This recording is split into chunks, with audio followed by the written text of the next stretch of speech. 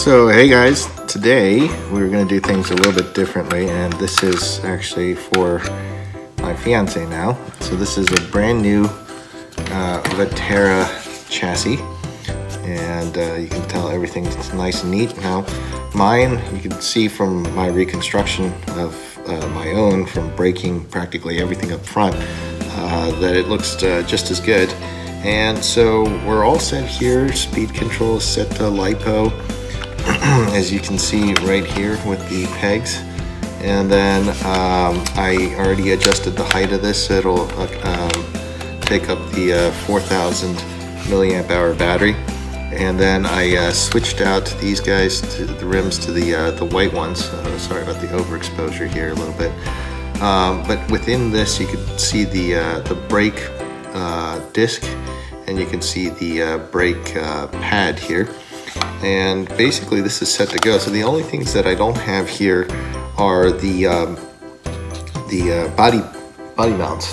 So what I'm going to do here is, on top of the body mount itself, I got to cut off the last 4 holes with a Dremel tool first, and then I'm going to mount a little bit of a cotton Q-tip on top of here. So I'm going to tape it on there and then put a little bit of paint on the bottom.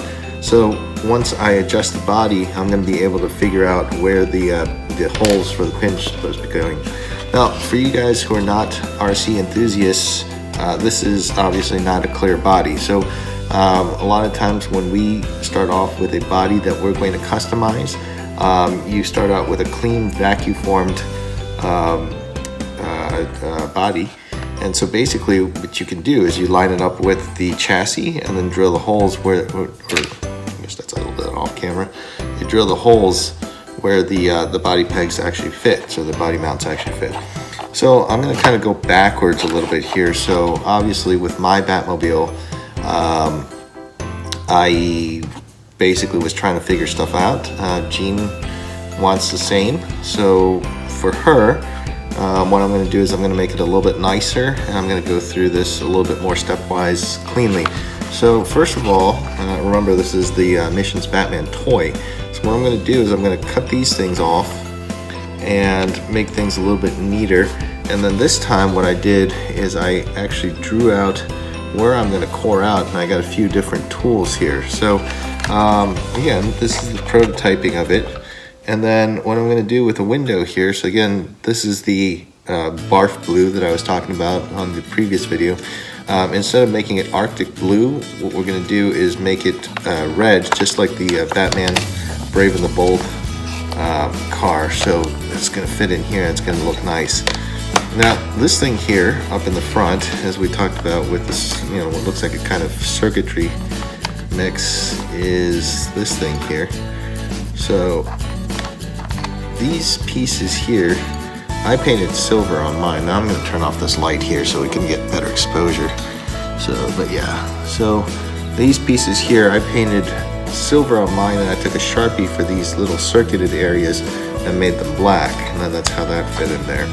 So again, mine's gunmetal gray, and then it has the Arctic blue windows, and it has the silver with the painted in stuff. Now what I'm going to plan for her is, she asked for an entirely red Batmobile, and I had a conversation with her yesterday, and think that, in my opinion at least, it takes away from the character of the Batmobile. So as you can see here, this has these little veins, I call them, and if I mask these off nicely and paint them in red, I think that's going to look fantastic. So I'm going to make it gunmetal gray. What I'm going to do is I'm going to take the extra steps here to actually mask this part, and then I'm going to paint this so the actual intake vents are actually going to be silver. And then so this has that kind of classic Batman face, like it now doesn't have the eyes, and this particular Missions Batmobile does not have the headlights here. So what I'm thinking about doing is to adjust the body first this time. That way I get to actually hold it pretty accurately when I make the paint points for the hole markings. So basically, again, as I said, you'll have the body mount, and I'll have a little Q-tip that I kind of tape on top of it, along with a little bit of paint on the other side, that I'll know exactly where to drill these holes. So that's how it's going to sit. It'll sit more nicely than mine. The wiring I took care of a little bit better here, so it's a little bit tighter. And so I think once we settle this on there, it's going to be much nicer. Other thing I'm going to do is, unlike mine, what I'm going to do is partially take it apart here. So these fins here, I'm going to partially take apart and paint them separately. That way, what I can really do is get in here and paint these gears and such nicely, so I'll make sure to get the back nicely. So we'll totally do that separately. I thought about pin pushing, just heating this up with a heat gun and then pin pushing a little bit. I might actually do that. So again, this one's much more labor intensive, trying to make it nicer, because, you know, it's supposed to be better than mine. So I think this is going to look awesome, and that's really the same principles that I used learning on how to do my own. So that's it, and in a second I'll show you all the tools that I actually bought for this. So again, here we're back with all the tools. Now obviously this is the Dremel 4000 that I used. Now I used this bit here, but I think, you know, to actually make that curve, mine didn't turn out so clean. So I saw that in the bit case that came with it, a few nice pieces in here, and in particular I'm looking at this thing here that'll give it a more round kind of cut for this particular area here that I was talking about earlier. So yeah, of course I'll use that disc, and then I'll make that nice kind of contour here. And then actually I'm going to actually take the time to sand this thing, and I may actually mask this part off and then paint that silver so it actually looks cooler. Now all of this is in the spirit of her not crashing this, so gotta be very careful. So again, got the easy lock and easy drum set, and within that they have all the little sander parts, so that'll be good. So we'll combine that with this, and then I have the little Dremel chuck here, so just in case. And I went ahead and splurged a little bit, got the easy twist piece here. And of course, safety first. I had those Oakley visors that I use sometimes for operating, but I mean, this is really something that I've been wanting to do more and more. So, and I don't have the time always, but when I do, I'm going to try to take advantage of it and be better overall with better utilization of time in life. So that's the breathing thing. So the sanding mask. So that's an N95 mask, I think. Yep, N95 mask. And so what I'll do is I'll start off with body modification first, and we'll do the whole second this time. So I think that's what I learned, and I think it's going to turn out better. So, all right, thanks for watching, guys. Catch you later. Hello again. So now here we are at the last segment, at least of the body construction, and I just came back from the hobby shop again, so I just put this body mount here. Now you can see that I just placed the wound vac pad. I have a whole bunch of these extras that are laying around the floor sometimes. Picked one up today, just nobody using it, and the package was already opened, non-sterile. So I can't use that. So I'll pick that up, had that idea. So cut it to size. And then picked up the socket head screws here. Ooh, it's like way over. So socket head screws here. It looks like we're gonna be overexposed here, but it's gonna be showing all this right here. So I can't quite sacrifice that. So here we are, and I'm gonna get the right socket size. This next step up, and nope, that's even one more up.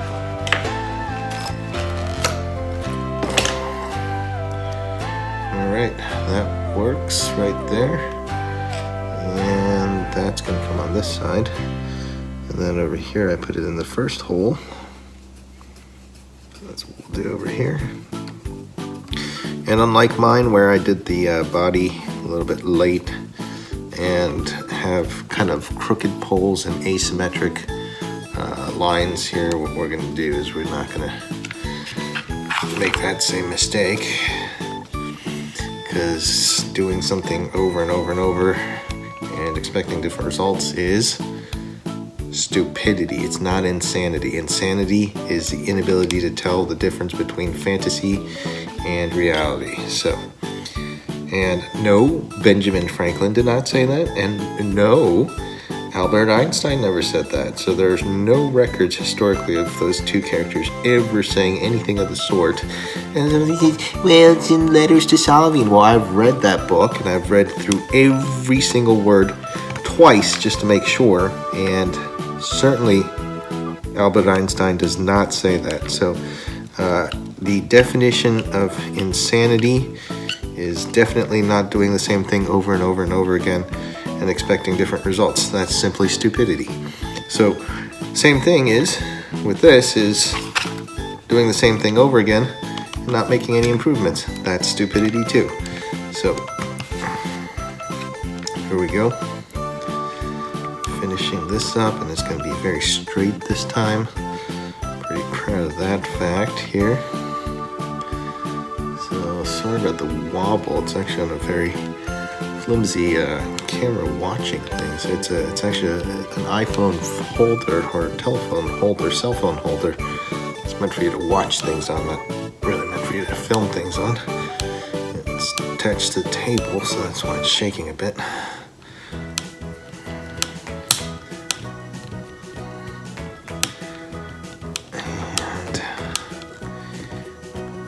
Here we go.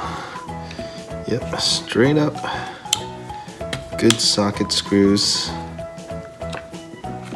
So what I did was actually move this. So let's see. Tighten this up a bit. Tighten that up a bit. So what I did was I moved these guys from the middle slot to up, and it doesn't make that much difference. And then move this guy up here to the third slot. You can see it's semi-U shaped. And then in the first slot here, I put in the actual towers, or the actual screws. And again, now I get to adjust that a little bit, and boom, here we go. Better than mine. So here are the body mounts for the back side. Here are the body mounts from the front side. This is padded, and what I'm gonna do, just like I did with my own, is to go ahead and pad these guys up so it actually holds the body up better. And now we know where to make the holes and make the holes correctly, so that'll turn out right. So let's see, if we make this settle right around here, then the body holes will be somewhere back here, unlike mine where they were completely botched. So that's that segment. Thanks for watching, and I will catch you later for the next. Alrighty, and here we are, guys. Again, I tested these guys on a level. Now, so again, last time I did oil. One of the guys over there showed me how to do that. But I think probably better visible with these guys. Now, these two towers are indeed level with each other. Just check that. And so I'm just applying a little bit of paint on each. So, there we go. Now, what I'm going to do is line the body, and just like that guy, we're very, very careful and make sure it is indeed where we want it to be. So, right around here looks good. Okay, so we're making sure it's level, make sure it's set, and boom, we got markings. This is good. And markings up front. And the right side didn't show up as well. So what we'll have to do is we'll have to measure it.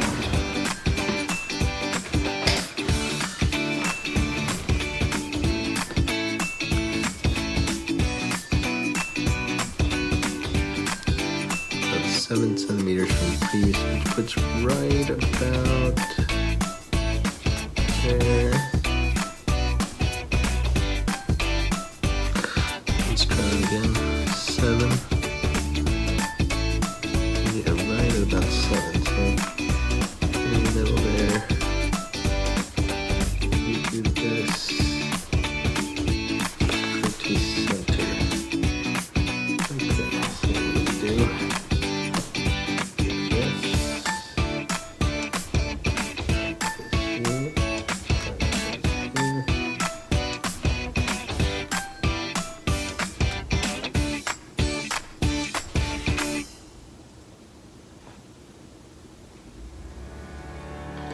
At the end of this, I'm going to double check by measuring the distances for the back one also.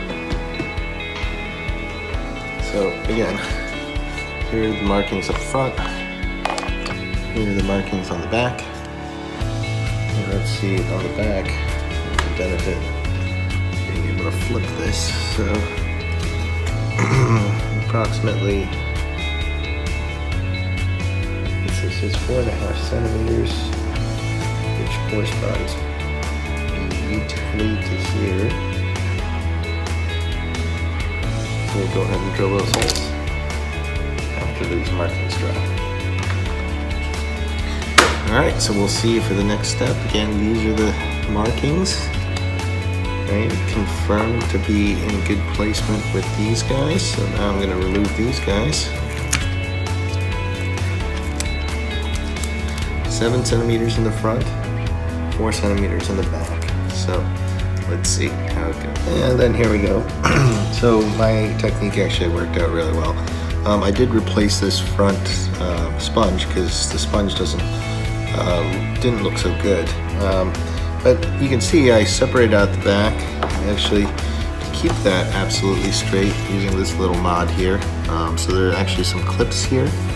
And so this keeps it equidistant and stable from each other at about 4.5 centimeters, while this is stably fixed to the body at about 7.5 centimeters each.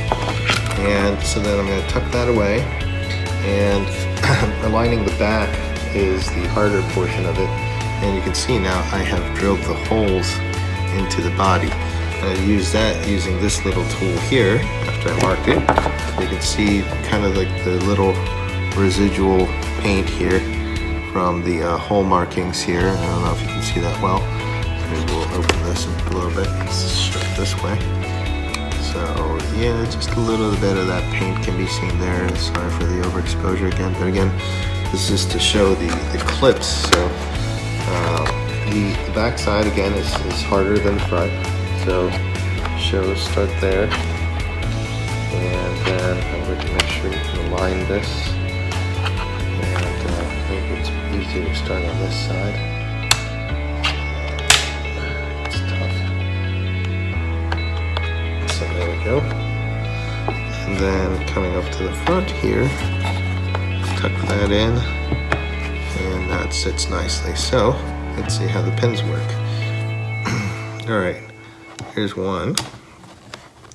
And I want to make sure it's not too tight, because the last time I did this, I made these things so tight that essentially I did Chinese torture on myself. Where basically, you stick a pin up your nail.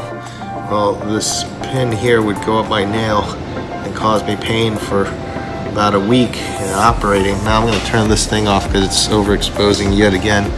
So obviously I haven't learned from my mistakes. I put the other incandescent light up there, but you can imagine this pin sticking underneath your nail, and it hurts like crazy. So try not to do that with my fiance, right? Because I don't want the same errors to befall her. Back here I used the kind of metal colored clips, just like I did in mine. This shows up better that way. So what happens is you get this kind of effect here. So again, it settles very nicely. Now I made this a little bit higher than mine, just by 1 notch, so it doesn't quite sit right on there, but that's to prevent any damage down here. I didn't overcome that flaw with my own. Now you can see the tire cutout here is so much better that actually the whole suspension system can work. And the spirit is, now the suspension goes all the way up here and actually touches the body, but if you think about it in terms of how it's actually going to work on the road, it doesn't even touch. So right here, even if you were to get maximum hit, the body hits before the tire would ever hit this body. So it looks really nice. So overall, right now, this is the semi-complete form. So again, I have to put the wings on here, right? And then I have to paint this, the window underneath, and paint these systems over here. So this here goes here. This here goes here, and basically that's it. So again, I'm going to plan for this guy to look like the Batman Brave and the Bold with red windows. And then, so here's what I'm going to mask off, or at least I'm going to try. So these little veins here that I call them, I bought this Excel X-Acto knife. Now, I don't know if a scalpel is better or if this knife is better. So if I use an 11 blade, I don't know if that's actually better or if that's too much for this, but nevertheless, so I'm going to mask these places off and see if I can get that. Now this bat face, I noticed in comparison to when I did mine, that it is indeed a different color and a different kind of texture here, that I might actually try to preserve that a little bit. So that's the next steps in terms of painting. So since we did a really nice job here, and again overall the sanding job underneath and the lightening of the chassis, the body is so much better, that this whole thing has a much better weight and balance to it. So I think it's going to run really, really well. I think she's really going to love it, and it looks it really looks and feels better than the previous build. And knowing, you know, what kind of damage could befall it, and obviously now I put this pad in front. So I did so in mine just recently, but again, this is going to have it from the very get-go. So again, not a crashing, bashing body, but at the same time, a much better design this time, much better fit, much better in terms of the actual steering mechanism and everything, going to be able to, you know, get around this pad fine, and has enough clearance overall. So I mean, I think it looks pretty beautiful. So that's it. Thanks for watching. So here's mine, and obviously mine's kind of the guinea pig. So, you know, I just recently added this pad on here, but these are impact damage points, and this is, you know, the part where I kind of failed to recognize that there's a different texture here. So it turned out okay, and it looks good in general. But again, so the little flaws that you can see here, the pin placements are asymmetric. So over here to the new one, you can see that the pin placement is much better, and the body stays apart. Now coming this way, coming straight down, right? So I'm gonna take these out again and paint them. This is good, and then I have a little bit of a buffer here. Again, not a crash and bash body. So this is there just for rudimentary soft protection. I might get another sponge and bring it out a little bit farther, but nevertheless, things look much better. Now, the other difference here is that the clearance, I gave it a little bit more clearance. So again, even if the body hits, the tires never hit. Here, on these guys, the thing that's really keeping it from hitting is this pad that I added new here. So, and this guy does not have that much vertical motion. And it could be that I need to redo the suspension because it's been about a year. But nevertheless, that's the big difference here. So this is mine. And so again, we were talking about just the influences of where this design comes from. So I think this part has some influences from the older Batmobiles from the 2000s, but if you look here, these things were kind of located over here on the Arkham Batmobile, and this kind of is reminiscent of that in this area. And of course, these fins, obviously, are the ones that kind of, if you reverse the two positions, obviously they would look like the ones from Batman versus Superman or Justice League. And then of course you got your kind of classic Batman front. Now, this kind of nuance has been there for multiple Batmobiles in the past. So obviously this is kind of an amalgamation of all sorts of previous Batmobiles, and even has some of the feel of the Keaton Mobile, where you have that cockpit way in the back and you have that long front body, and of course mimicking the Keaton Mobile was that animated series. So I'm going to try to play into that a little bit and try to do some of the same, and play into some of the older series, like I mentioned, Batman Brave and the Bold. So we'll see what we can do. And yep, that's it for now. And because there are going to be pieces of red in here, I'm going to contrast it with the white. So let's see how that works. All right. So here we are masking, and this is for the intakes, and it looks pretty good. And this is how the texture ended up in the final product. But really started off like this with the red windows.